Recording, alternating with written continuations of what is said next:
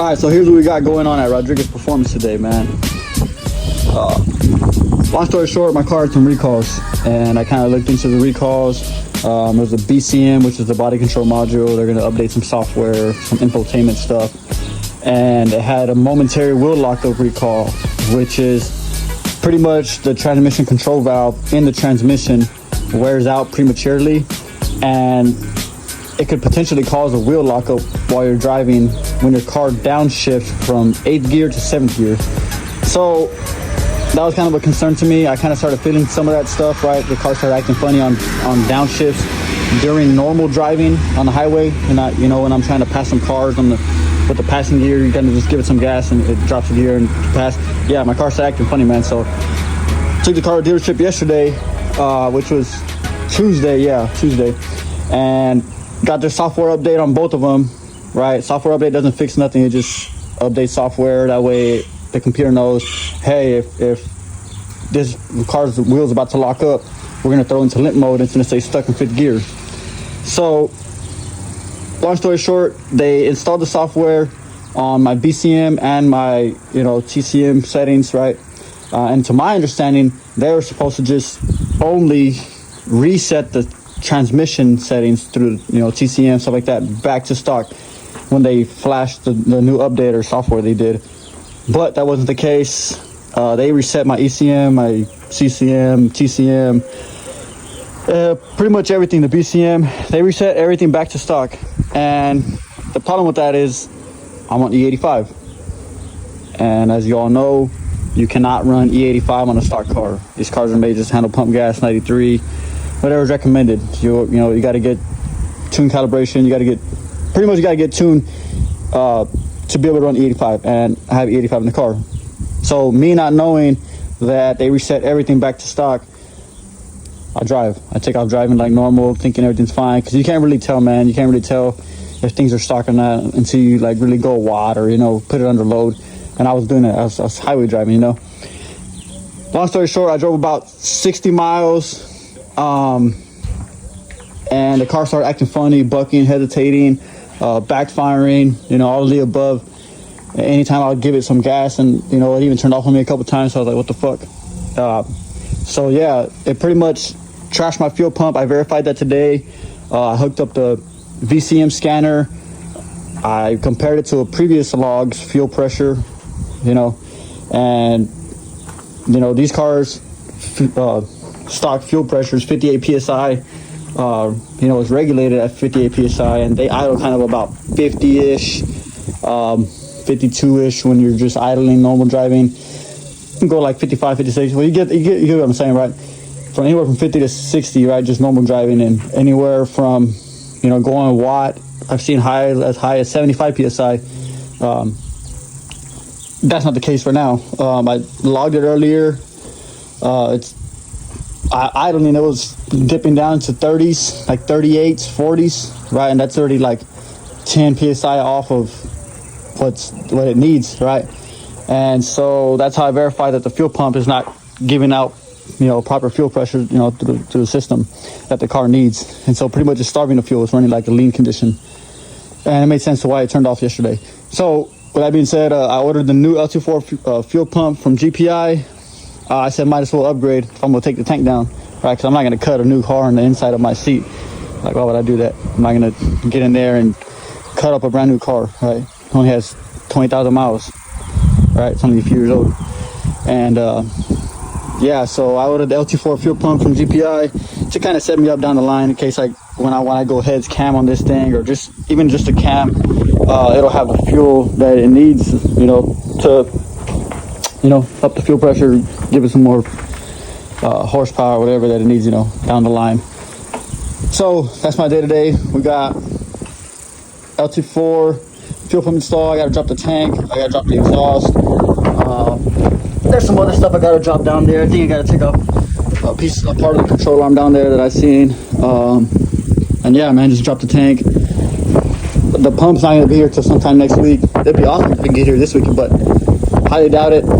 But yeah, here's who we're dealing with today. Besides the transmission issues that GM is having, if you don't know, from 2020 to 2022, GM, through my research that I've done, GM has not created a decent valve body, right? It's pretty shitty, and that's been common through the 20 through 2022 with the 10 speeds. Yeah, that like I said, that transmission control valve wears prematurely. The trans is not able to handle the pressure when you're at watts and stuff like that, and it starts to mess up on the downshifts. So if you do have a 2020 through 2022 with the 10 speed, yeah, I'd probably say stay away from them, because now you're gonna be fighting this issue like I am. And currently there is no remedy to fix this. So like I said, I'm gonna install this fuel pump over the next week or so, whenever it gets here. I'm not sure, but I hope that it normal dries after this, and at least so I can at least use it as my daily. I do have the vet over there in case I can't daily drive this. I'll just daily drive the vet. Just don't like it because it's manual, but we live and we learn. We'll see. Like I said, hopefully this LT4 fuel pump will at least let me drive normal until GM comes out with a remedy to fix that transmission control valve, the valve body upgrade or something, man, to where it can get back to normal and I can go back to racing and do whatever I like with it, man. But yeah, that's what we got today. LT4 fuel pump. I'm gonna try to get some good vids for you guys as far as what to take off, and how to do that as best as I can. So yeah.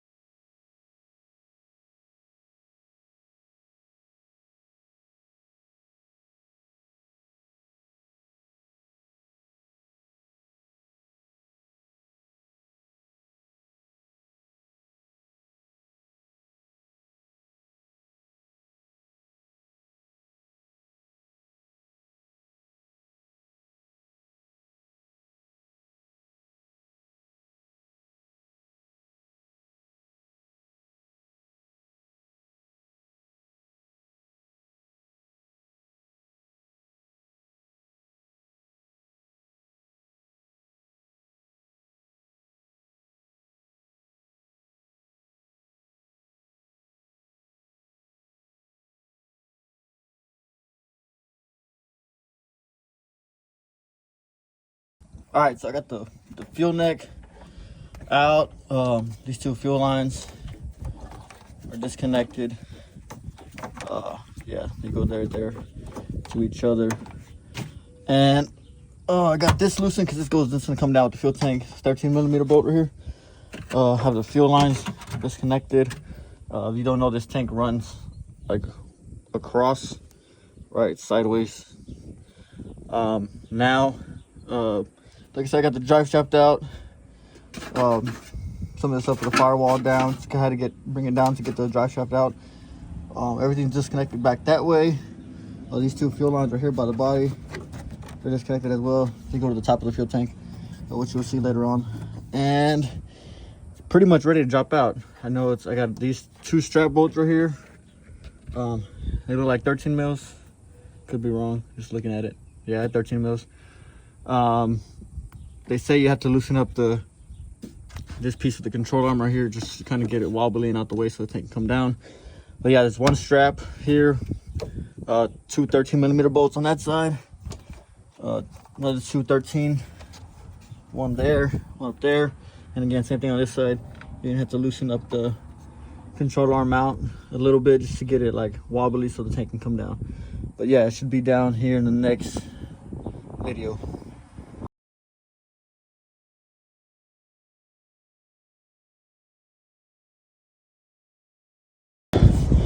So I got the tank out. It's a little pain in the ass with these fucking lines right here that run all the way along the body.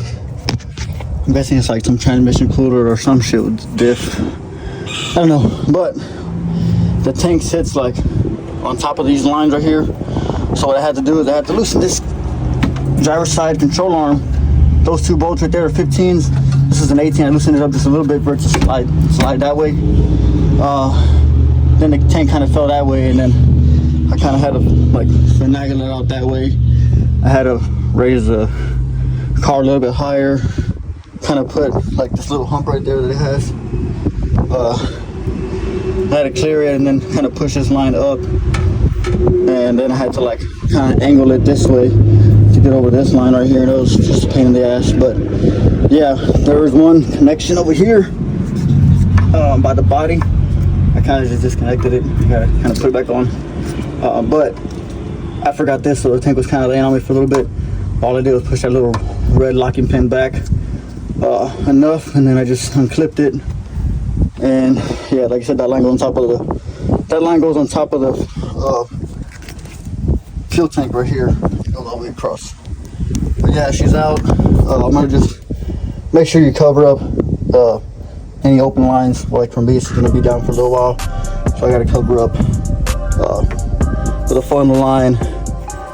Just tape up kind of these 2 lines right here and those 2 down there, and then kind of just wait for the install. And yeah, that's pretty much it. Like I said, get the car on jack stands, get the exhaust off. I had to take it all the way off to the headers. Drive shaft comes off to 18 mils. You gotta loosen up this firewall shit right here, 7 by 10 mils, and all this bolts up to that stuff. So that's why it's all hanging and stuff there, all bolts up right there. But yeah, drive shaft came out. Loosen up those 2 straps for the tank. They look like that.